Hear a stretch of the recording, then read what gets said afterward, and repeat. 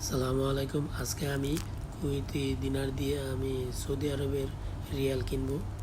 তো আমি 50 টাকা 50 কেজি নিয়ে যাচ্ছি কুয়েতি। আমি 500 রিয়াল কিনবো।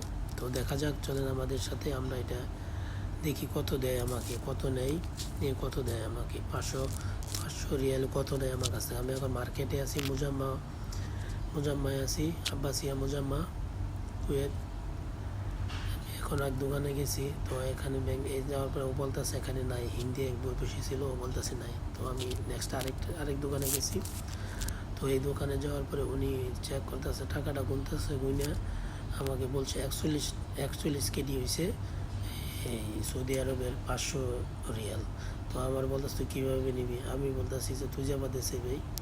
তো 5টা নোট দিছে 100 করে, 100 করে 5টা নোট দিছে।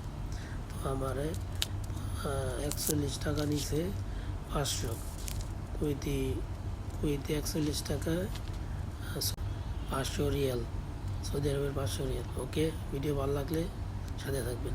ওকে, আল্লাহ হাফিজ ভাই।